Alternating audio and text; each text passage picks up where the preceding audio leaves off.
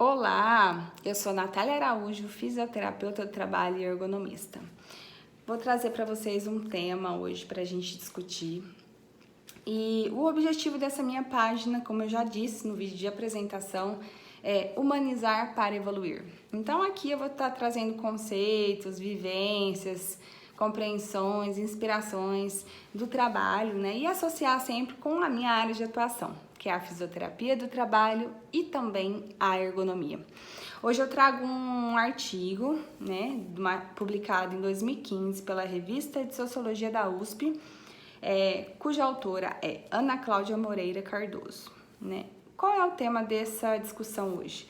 O trabalho como determinante do processo saúde e doença. Pois bem, para deixar mais claro para vocês, hoje o assunto está diretamente ligado à saúde mental, um assunto bem importante de ser tratado, cada dia mais sendo importante, né, estar tratando desse assunto, né?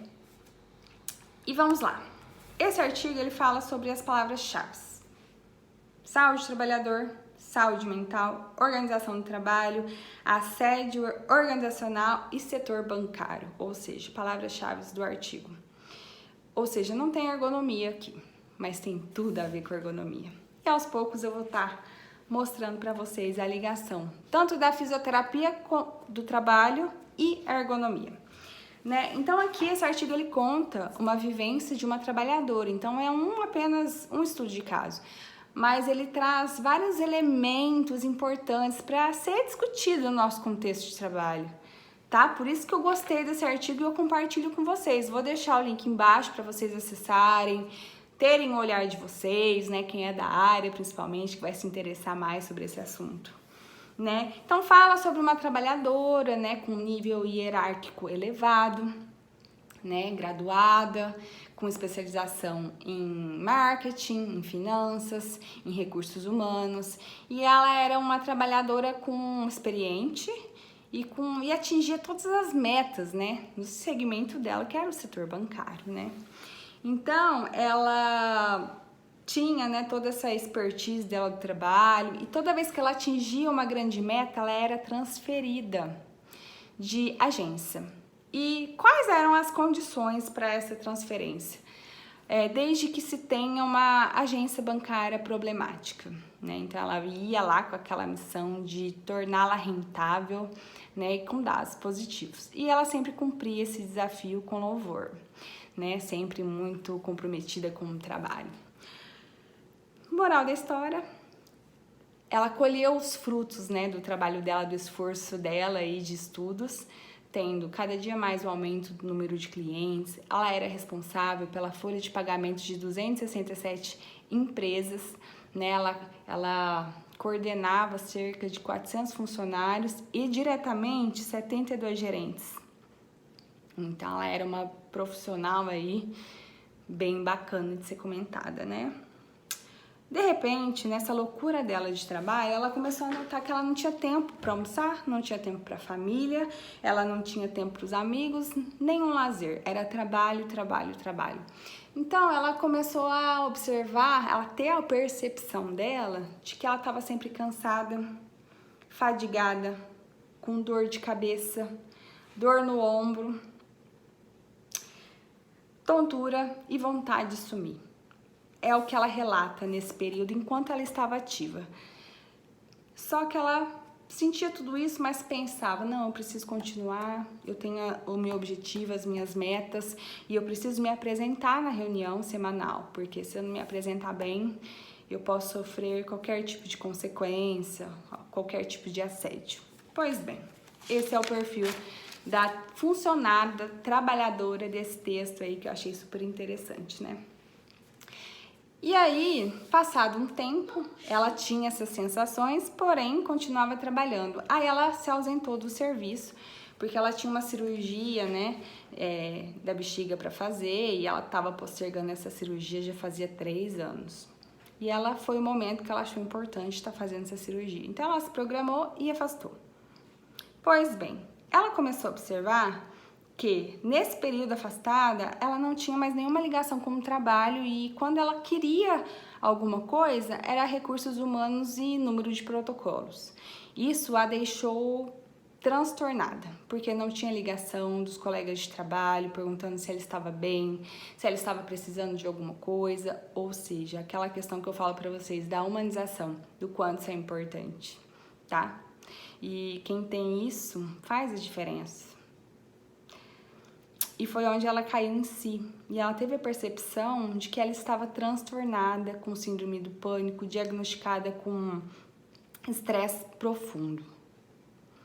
Então, nesse texto, fala-se do quê? Do setor bancário, que todos nós sabemos que tem um aumento de pressão no trabalho, metas, pode ter, né? Isso é o artigo que fala, metas abusivas e o medo de perder o emprego, isso são fatores que deixam o trabalhador um pouco instável no mercado, né?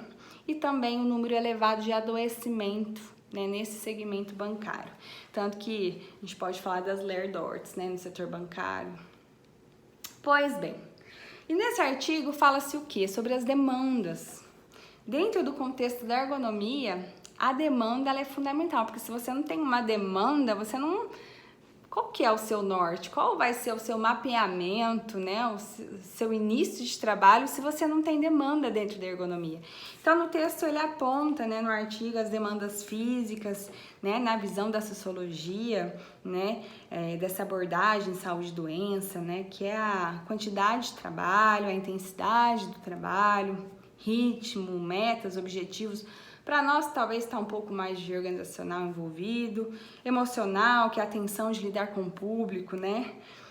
Contato com o sofrimento alheio, né? Relacionado ao público, né? E aquela postura que quem trabalha em banco precisa ter, né? Que é esconder as emoções. E as demandas cognitivas, complexidade de trabalho, né, responsabilidade, resolver problemas, isso tudo são citações desse artigo, que dentre a ergonomia é fundamental, né, que a ergonomia avalia os aspectos físicos, organizacionais e cognitivos. Pois bem, dentro disso tudo que eu falei para vocês, em relação ao NR17, né, dentro da organização do trabalho, a gente tem que avaliar o quê? O modo operatório, né, normas de produção. Qual que é a cultura da empresa? É importante saber a cultura da empresa. Para os aspectos psicossociais e organizacionais, é importantíssimos.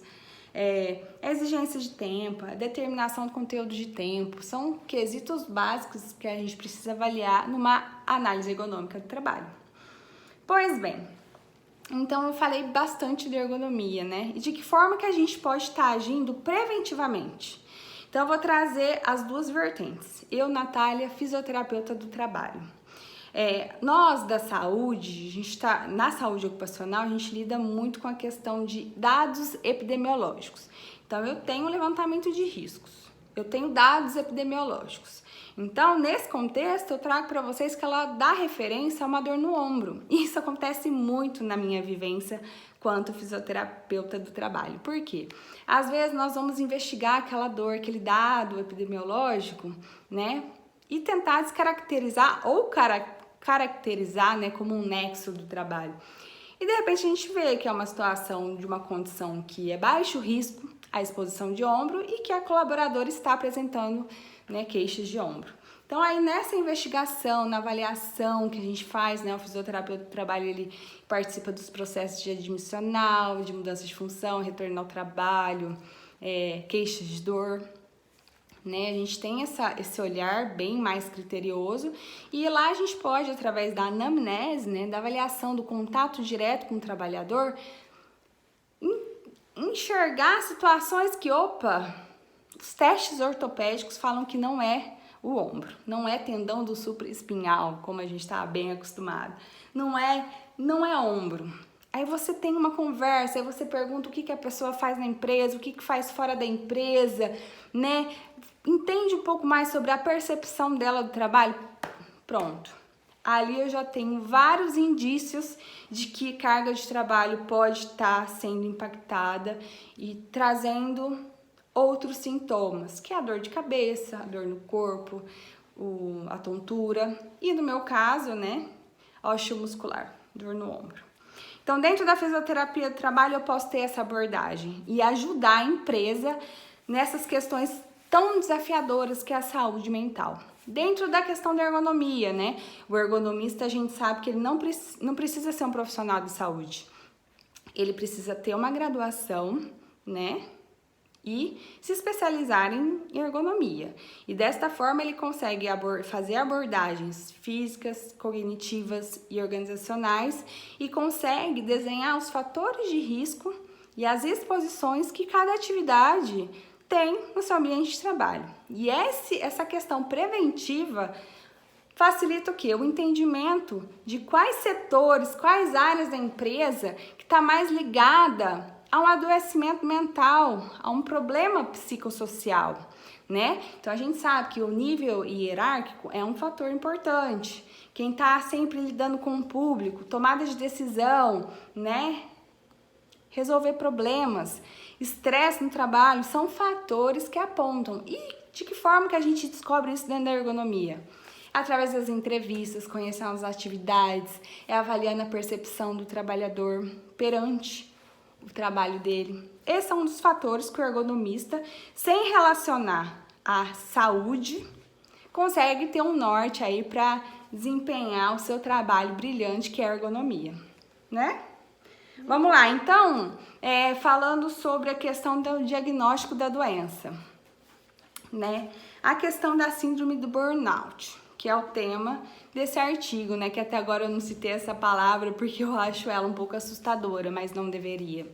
Assustadora porque quem faz o diagnóstico é o médico, né? E isso tá claro para todos nós, né? Eu, Natália, fisioterapeuta, não tenho pretensão porque eu não sou médica, eu respeito muito a classe média, mas nós, prevencionistas, a gente precisa ter um olhar para antecipação disso. E eu, como profissional da saúde, preciso ter esse olhar.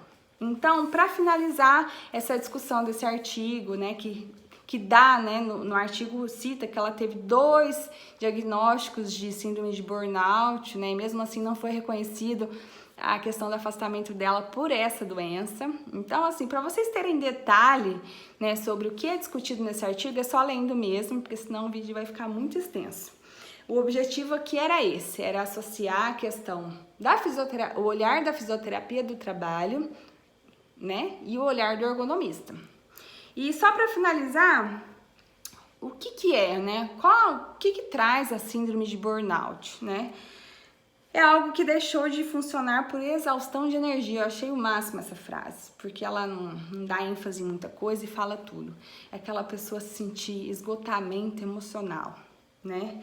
Exaustão emocional, despersonalização, a pessoa já não sabe mais quem é ela, como lidar com o próximo, a dor do próximo, que o outro sente já não, né? Afeta a família, né? O estresse, uma carga aumentada atencional muito grande, né? Então isso afeta a relação social em casa, com os amigos, né? A ponto de não querer, de olhar para o trabalho e falar: é um pesadelo, eu não quero, eu não posso, eu não consigo ir mais trabalhar. Então, esses assuntos de o que é a síndrome de burnout, os fatores causais, né? O que pode se fazer, eu paro por aqui, porque eu tô na questão de atenção primária à saúde, né? Que é a parte preventiva, né? E quem pode lidar melhor com esse assunto, né? É um médico, vamos supor, médico, psiquiatra ou psicólogo, né?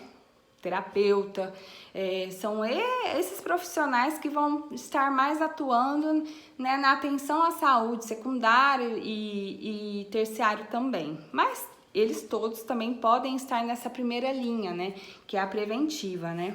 Então, quem são os trabalhadores que mais estão expostos a essa síndrome, né? De acordo com outra referência que eu vou deixar aqui, tá? Que é uma revista de medicina do trabalho, né? São os professores, médicos, enfermeiros, psicólogos e os policiais. Então, são todos aqueles profissionais que têm comunicação ativa, que lidam com o público, que têm uma carga de trabalho aumentada, eles estão mais expostos a essas cargas. Mas isso é referência de outro site que eu vou deixar para vocês, né, que é de medicina do trabalho.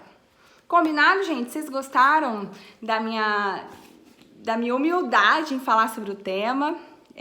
Isso pra mim é muito importante, é desafiador, mas eu tenho muito amor naquilo que eu faço, daquilo que eu falo e do quanto a fisioterapia do trabalho pode ser útil aí para ajudar as empresas, né, nesse processo de quebra de cultura, de olhar mais preventivo e, olha, sempre respeitando a equipe multiprofissional. Ok? Meu filho no fundo falando, desconsiderem. Gente, obrigada.